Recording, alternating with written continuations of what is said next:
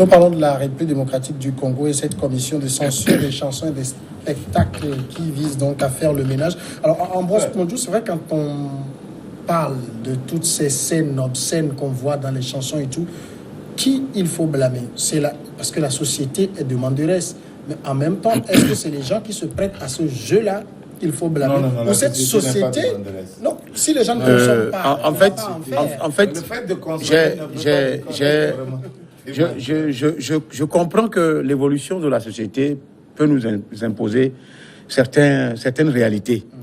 Vous savez, l'occidentalisation avancée est l'une des causes de ces comportements. Et je sais aussi que la démographie galopante en est aussi l'une des responsables. Vous savez, Chris parlait à l'instant des choses comme ça qui ont rapport avec le crime. Ouais. Là où il y a le sexe, là où il y a l'alcool, il faut savoir que le crime n'est pas loin. Ouais. Et le crime est né, le premier criminel est né depuis la Bible. Puisqu'il y a la drogue aussi. Là. Oui, la drogue en est venue que très récemment, mais alors que effectivement ça existait sous la forme traditionnelle, les herbes. Le crime est né, effectivement, le premier criminel, c'est Caïn. C'est le premier criminel qui a amené le crime. Et le crime a germé, le crime s'est étendu par rapport à la démographie. Et quand on parle de crime, le sexe n'est pas loin, l'alcool n'est pas loin, la drogue aussi, comme il le dit. Maintenant, comment faire pour recadrer tout ce phénomène? C'est des fléaux. Est-ce qu'on peut recadrer? On peut recadrer. La RDC est en train de faire un recadrage. Le Gabon l'a fait l'année dernière. Oui, le Cameroun aussi. Ici, moi j'en appelle vivement au président de la République, à Fogna Singbe, si possible, de nommer un ministre de la moralisation. Ce que j'appelle ministre des mœurs et de moralisation, c'est la spécificité, créer une certaine spécificité. Comme on a créé le ministre des cultes, il faut qu'il y ait un ministre des mœurs. Parce que quand vous lisez, vous rentrez dans les établissements scolaires, publics, que ce soit privés, confessionnels, mon ami, c'est une n'importe quoi. C'est vrai que moi j'enseigne quelque part. Les enfants de 4e. J'ai failli tomber.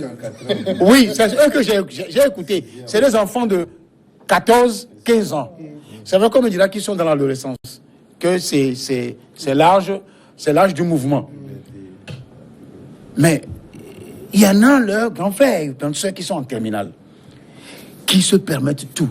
Et ils racontent des choses que je n'aimerais pas que ma fille écoute. Oui, mais justement, c'est ça que je dis. Est-ce que la société ne demande pas ces choses? Non. Quand vous entendez aujourd'hui, ce que vous dites, c'est une question de gouvernance morale. Quand vous entendez aujourd'hui les conversations de ces jeunes filles, oui. On est là à parler de son mec, il m'a fait ci, au lit il a fait ça, telle chose il m'a blessé, telle autre copine me l'a pris. Si ça a commencé par la morale. Donne dans les chansons. Oui, si ça a commencé par la morale, depuis le CP1 jusqu'en classe de seconde, je vous dis que et le ministère de l'Éducation, qui s'associe à ce ministère des Mœurs, vont tout recadrer. Le téléphone portable, c'est vrai, on ne peut pas l'interdire, mais on peut recadrer ça en interdisant le téléphone portable depuis le CM2 jusqu'en terminale. Je pense que il y a une loi. Oui, il y a une loi. Il faut aller au-delà de ça. Enseigner la morale qui est liée aux mœurs. Il faut ramener complètement la morale. Et il faut que le ministère en charge ou le ministère en charge sévisse par rapport à cela. Consignes sont données aux directeurs d'établissements scolaires, de tous ordres et de toute confection. C'est-à-dire que dans 5 ans, le Togo sera recadré sur le plan moral. Et il y a des gens qu'il faut nommer, qui sont togais, qui peuvent amener à faire régner ça. Est-ce qu'on veut ramener la société à l'époque de Marie de Magdala? Non, je ne pense pas. Je pense que l'homme n'est pas naturellement sage. Et c'est la peur du gendarme qui est le commencement de la sagesse. Il faut encadrer le comportement de l'homme pour qu'il soit sage. Alors, quand vous laissez l'homme de façon même prenez vous-même votre personne. Si vous restez seul, que personne, aucun œil ne vous regarde, vous voyez toutes les idées qui peuvent vous traverser. Vous voyez, non? Il vous revient d'avoir une dose de morale pour se contrôler. dans un certain nombre de choses. Et quand il y a certaines situations qui vous permettent de tomber dans la décadence, il faut se rappeler des règles morales, des règles d'éthique qu'on t'a inculquées pour dire que ça, on ne fait pas ceci, on le fait. Et donc, un homme qui n'arrive pas à faire le choix dans ses comportements, dans sa vie, c'est un homme en totale perdition et son comportement rejaillit malheureusement sur la société. Et c'est pour cela qu'il faut toujours des garde-fous. Des garde-fous pour qu'on ne déraille pas. S'il y a un secteur qui n'est pas contrôlé, c'est du dérapage total. Et c'est ce qui se passe ici. Alors, tout ce qu'on demande, ce n'est pas de ramener notre période à l'ère de Marie de Magdala, mais c'est de savoir discerner les choses, de savoir que ceci détruit notre société. Vous savez, l'Occident nous a fait importer tout ce qui ne nous arrange pas. Oui. Si nous savons même. réellement que la société dans laquelle ils veulent nous détruire, ça les arrange, ils n'allaient pas nous amener sur ce terrain. La preuve, c'est que vous allez tout étudier là-bas, mais il y a certaines choses, on ne vous permet pas de l'étudier. Parce qu'ils savent que ça va arranger votre société. Alors, s'ils savent réellement que ce moment... Mais si vous allez dans des pays comme la France, l'Allemagne et d'autres, et vous revenez, vous êtes sorti, vous revenez vers 4h, 5h, ou bien vous êtes levé tôt pour aller. Mais vous allez rencontrer, le week-end, vous allez rencontrer des gens, des jeunes valides, dans la rue. Boissons par ici, aller caresser les filles, faire des obscénités, poser des actes inadmissibles dans les rues. Et c'est cette société qu'on veut nous exporter, qu'on veut nous importer en Afrique, qu'on nous oblige à importer, au point où des choses inadmissibles, qui ne pouvaient même pas traverser l'esprit d'un Africain, s'acceptent actuellement parce que on vous dit que vous devez avoir ça obligatoirement pour être dans le Conseil des Nations. Chris, oui, je crois que est-ce qu'il est possible d'arrêter la tendance?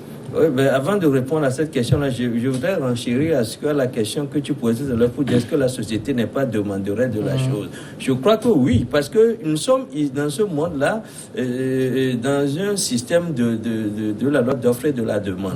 Vous savez qu'il y a un certain public qui est consommateur, qui demande ces obscénités-là. C'est pourquoi lorsqu'on sert cela, généralement, vous savez que au Cameroun, l'année dernière, collait la petite, même ici au Togo, il y a des chansons où on dit, par exemple, des trucs comme ça. Vous savez que moi, j'étais étonné de constater que des morceaux de ce genre sont joués, par exemple, dans les lieux publics, et que les gens, lorsque c'est joué, les gens apprécient. Ça veut dire que le fait d'apprécier le chant, non, ce que je voudrais dire, ne veut pas dire que la société a demandé. Non, je suis en train d'apporter. Moi, je le rappelle, dans des lieux publics, vous voyez des musiques qui sortent. Et des gens sont capables de reproduire l'identique, les pas de danse de la musique. Voilà. Oui, et un certain nombre de scènes. Quand on dit, on commence par faire coller le clip. Il y a une chanson qui est sortie là, où tout le monde, même les garçons, commencent par taper leur rein contre les arbres et tout. Je ne sais plus quelle chanson. Tout le monde reproduit ça. Voilà, parce que ce que la restriction que j'apporte, c'est que ce n'est pas toute la société, mais c'est qu'il y a tout. C'est un courant, c'est une époque, et il y a des gens, par exemple, dans ces films là, brésiliens, etc., des romans à l'eau de rose. Et vous voyez que c'est des films que vous ne pouvez pas souvent suivre avec vos enfants. Vous êtes au salon, vous ne pouvez pas suivre des films comme ça. Et parfois, il y a aussi des chansons que vous ne pouvez pas écouter avec vos enfants. Justement parce que ce n'est pas la même époque, et vous allez constater même que par l'expression de vos enfants qu'ils sont gênés. S'ils sont gênés parce que papa est à côté, c'est que papa, alors que nous-mêmes, on est embarrassés. n'était pas là, et qu'ils sont seuls, tu vas voir que c'est des situations, ils sont en phase avec cette situation-là. Mais seulement, on ne peut pas servir de l'obscénité dans les lieux publics à des débauchés. Je crois que c'est là le problème. Et il y a un certain public qui est, par exemple, accro au porno. On ne peut pas, ça, on ne peut pas le nier. Oui. Ça, c'est un truc qui se vit, par exemple, dans des lieux clos. Mais on ne peut pas servir des choses comme ça dans des lieux publics parce que ça éduque d'une certaine façon. Je crois que ces gens d'avatars qui sont en train de publier l'univers de public, on doit les retirer. Et il est possible, puis pour en venir à la question que tu poses, c'est possible. Il faut qu'on prenne, parce que Dimas l'a dit, l'homme n'est pas bon naturellement. Il a tendance à aller vers la dépravation. Et c'est pour cela qu'on lui oppose le gendarme. Ce n'est pas le gendarme qui arrive à s'assagir. Donc, on ne peut pas dire que lui-même peut prendre conscience du mal et arrêter. Parce qu'il est dit parfois même que rien n'est plus doux que le crime, rien n'est plus doux que le péché. Donc, il faut imposer à ceux qui ont tendance à aller vers cette débauche-là l'éducation.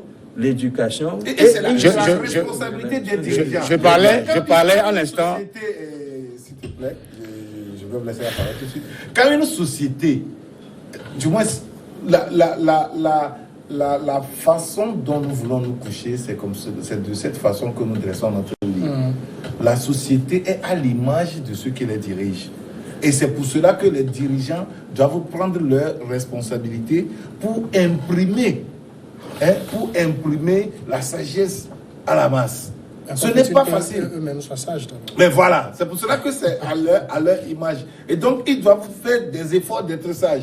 Il y a des choses qu'un ministre peut personnellement vouloir. Mais si ce n'est pas bon pour la société, il doit tout faire pour accompagner ce qui est bon pour la société. Je vous rappelle qu'on a déjà vu des vidéos où un ministre camerounais collait la petite dans une... Mais voilà, vous voyez, non?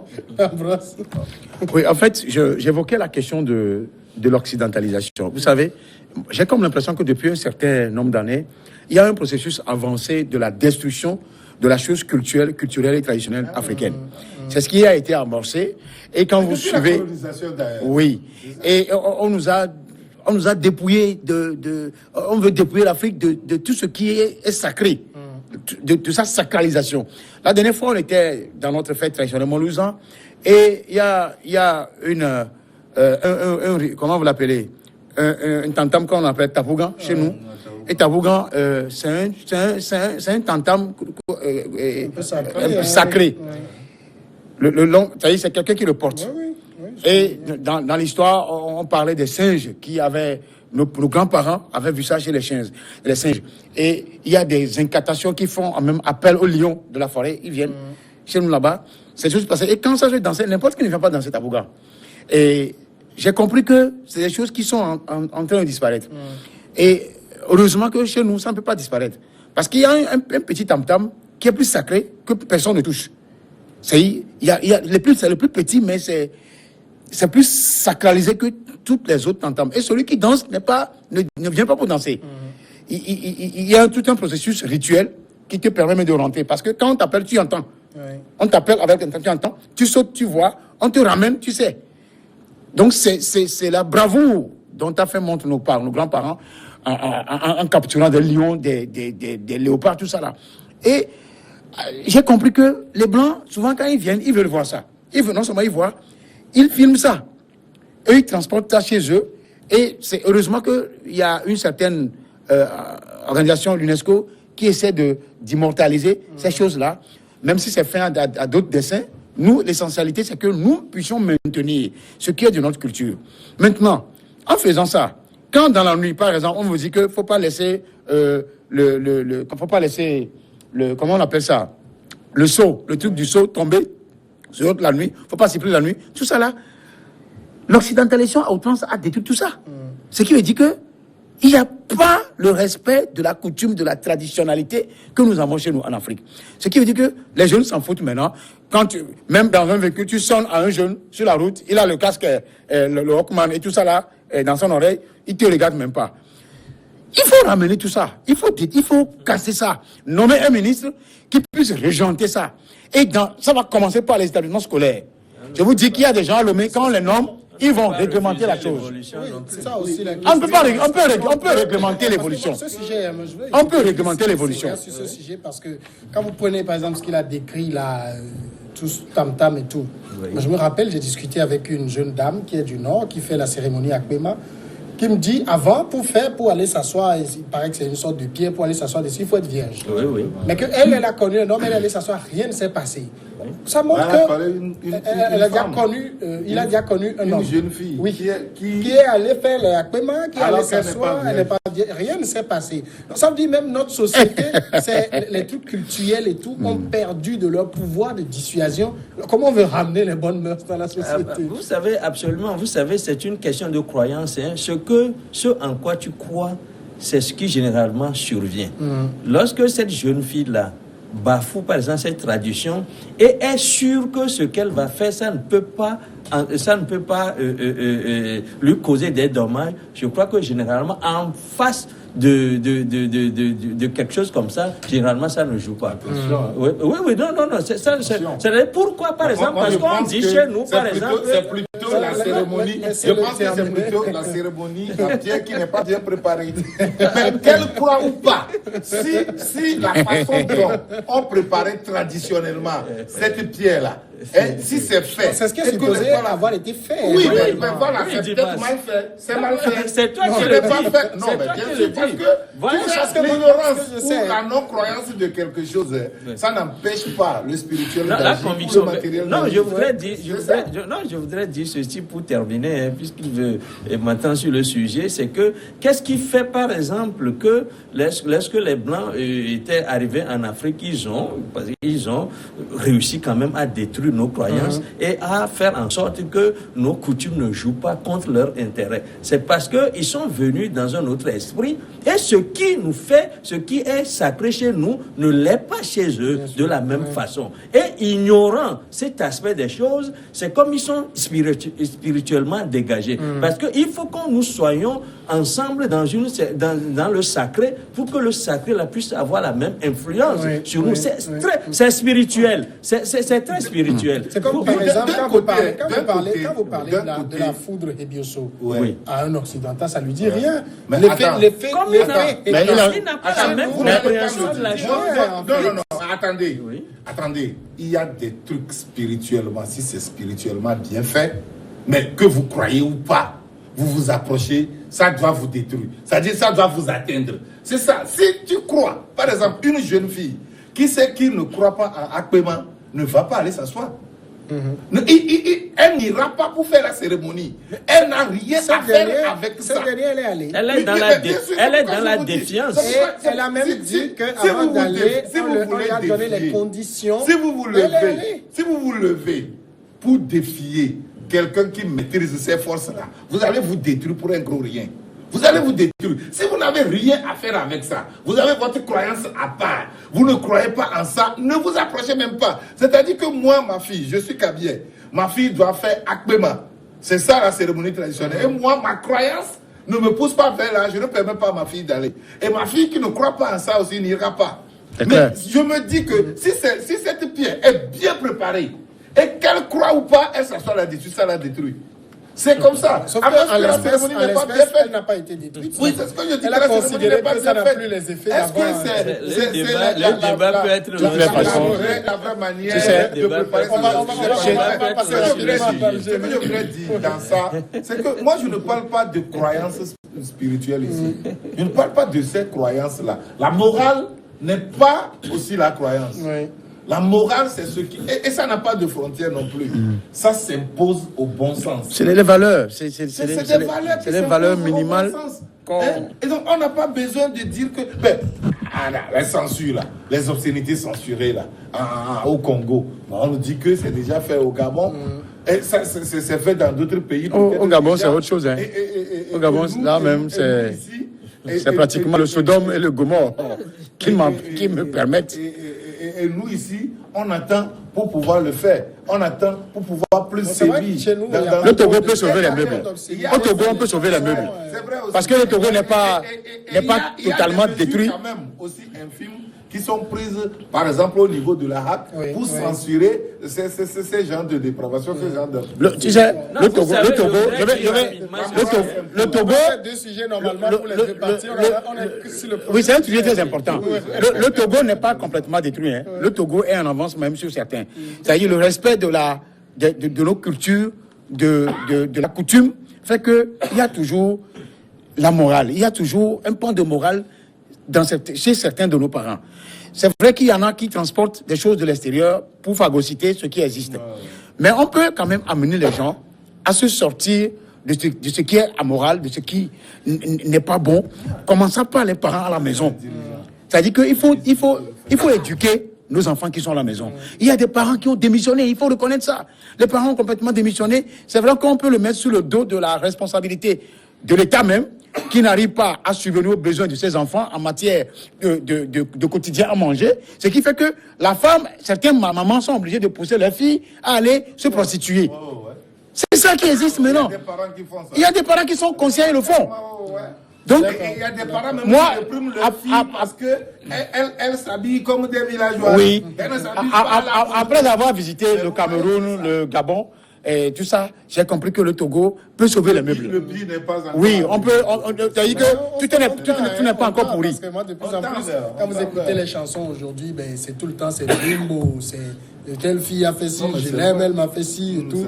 Il n'y a plus de leçons, de philosophie dans les chansons. C'est pour ça qu'il faut vite se réveiller et pour sauver les meubles. D'accord, on va parler rapidement de l'Algérie avant d'aller à la pause. 31e vendredi de manifestation, malgré un gros déploiement policier, des milliers de personnes ont manifesté à Alger pour ce 31e vendredi consécutif de manifestation, malgré donc ce déploiement policier. Ce mouvement exclut toute élection d'un successeur à Bouteflika poussé à la démission en avril dernier. Aussi, en début d'après-midi, quand commencent habituellement des manifestations, les rues de la capitale étaient quasiment vides. Elles se sont remplies au fur et à mesure et des milliers de personnes s'étaient retrouvées dans les rues. En milieu d'après-midi, Chris Sega, les Algériens ne décolèrent pas. Gaïd Salah, c'est vrai, il donne de la voix pour imposer son désidérata, mais le peuple est debout. Oui, je crois que ce qu'il faut noter là, c'est que le général doit quand même mesurer la portée quand même de son autorité. Et moi, lorsque j'ai essayé d'approcher un peu ce sujet-là, c'est que s'il ne fait pas attention, il finira par perdre l'autorité et qu'il a et que la loi lui confère, parce que il ne prend pas en compte les exigences de la rue. Je ne dirais même pas exigeant les propositions de la rue, parce que vous savez, depuis janvier, il y a la rue pense que on ne peut pas chasser Bouteflika et ensuite se contenter du reliquat de Bouteflika. Surtout qu'on ne peut pas quand même dire que jusqu'ici, ce que la rue demande lui est servi.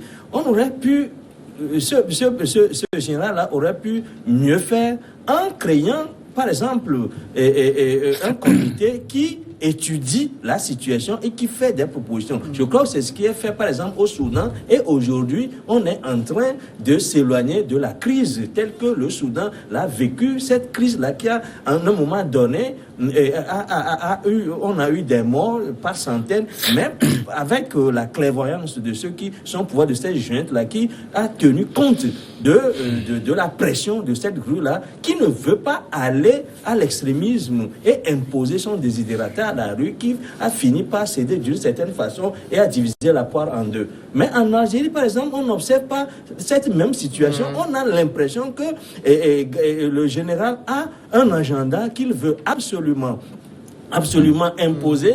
On ne sait pas si au finish lui-même il va se présenter ou bien il va présenter un homme lige qui continuera de servir son intérêt. Il y a un président qui entre-temps a fait des propositions, ces propositions-là qui ont été rapidement enterrées, mais le général continue de donner de la voix. Quel est ce qu'il propose en dehors de l'élection? On ne sait pas, mais apparemment ça ne marche pas. Il doit changer de fusil d'épaule ou alors changer de braquet, comme on le dit dans la course cycliste. Alors, Dibas, c'est l'élection qui est la seule solution que propose pour le moment le général Gaïd Salah. Mais avec ce qu'on a vu vendredi, si on doit aller à la solution élection, ce sera une élection illégitime, disons-le comme ça. C'est très compliqué ce qui se passe en Algérie. Rien n'est compliqué. C'est ce vieux ce vieux clou de, comment vous l'appelez, Gaël Salah, qui... Le général n'est pas seul. Il serait seul qu'on l'aurait démis depuis. Il est celui qu'on voit. C'est l'armée. Oui. C'est ainsi. Il suffit qu'il décide. Militaire. Non, il ne peut pas le faire seul. C'est maintenant, on peut se demander, mais vers où veut conduire la junte militaire là-bas? C'est vraiment une junte, hein. C'est l'armée qui décide là-bas. L'armée et un certain nombre d'oligarques là, qui sont tapis dans l'ombre, avec la main visiblement toujours présente de la France. Alors maintenant, comment est-ce que les manifestations ne seront pas aussi galvaudées? Et on sait que de tel moment à tel moment, on va manifester, et ça va s'arrêter là. Ouais. Depuis février, ça ne s'arrête pas. Ça ne s'arrête pas, oui, mais on sait que ils vont manifester de tel endroit à tel endroit, et ça s'arrête là, ils vont rentrer. Mais et on va dire, on peut, à partir du moment où on arrive à encadrer ces manifestations, mais on peut dire que on va foncer dans le temps, jusqu'à ce que nous on réussit, on s'asseye, et puis on trouvera une solution à ces manifestations. C'est pour cela. Quel est maintenant l'impact de ces manifestations sur le pouvoir? Est-ce que réellement ces manifestations peuvent faire plier ce système vraiment véritable hydre qui c'est ça régente la question, Ambroise. On manifeste depuis février, on le dit. Les manifestations sont gigantesques, mais ça ne fait pas plier. Ça va les faire plier bientôt. Vous savez, les révolutions arabes sont différentes de ce que nous avons l'habitude de vivre en Afrique subsaharienne. Vous allez voir que ça a créé des émules en Égypte. Mais ça n'a rien donné. Non, attends. Ça n'a rien donné. Vous savez, que l'on soit du côté d'un pays francophone, d'un ancien précaré français ou d'une ancienne colonie britannique, les choses sont souvent très différentes. C'est les Américains qui font la loi en Égypte. Ce qui se passe... Oui. C'est eux qui font la loi. Mais les Américains sont toujours derrière aussi le Soudan. Mais le Soudan, ça s'est passé. Les deux ont pris... Sauf qu'au Soudan, ils étaient contre celui qui est en prison actuellement, alors que c'est eux-mêmes qui ont placé... Vous savez, en Algérie, la géopolitique a pris une autre tournure. L'Algérie a un peu délaissé la France avec Bouteflika, qui se voit un peu nationaliste. Mais quand on se voit nationaliste et on fonce dans la dictature, dans l'autocratie, on perd ses repères. C'est ce qui est arrivé à Bokassa. C'est ce qui est arrivé à... comment on l'appelait? Oui, à Sékou Touré. Même à mon autre, auquel on a voué un culte la dernière fois, Zimbabwe. Gaël Salah sera surpris. Et je crains pour ce monsieur qui va pourrir en prison avec ce comportement. Oui. C'est-à-dire que d'abord, il est vieux. On parle des militaires. Les militaires sont là, les officiers sont là. Mais il y a quelqu'un qui a la parole, qui détient. Il suffit que lui décide. Ce ne sont pas les généraux qui... Ça ne suffit pas. Attends, Eric, moi, je fais mon analyse. C'est mon analyse à moi. Ce qui se passe souvent, c'est celui qui incarne ces militaires-là, qui donne l'impulsion. Il suffit qu'ils disent, chers amis, là où nous en sommes arrivés, on ne peut pas contingenter un peuple au point de nous ridiculiser. Et quand je parle de ridiculiser, ça rentre même dans la chute d'un régime. Et quand ça chute, ce qui arrive aujourd'hui au Soudan, ce qui arrive aux gens de Bouteflika, les Saïd, ça va les arriver. D'accord. On va s'arrêter là, si vous permettez, parce que le journal va passer tout de suite. On se retrouve dans une dizaine de minutes. Yeah.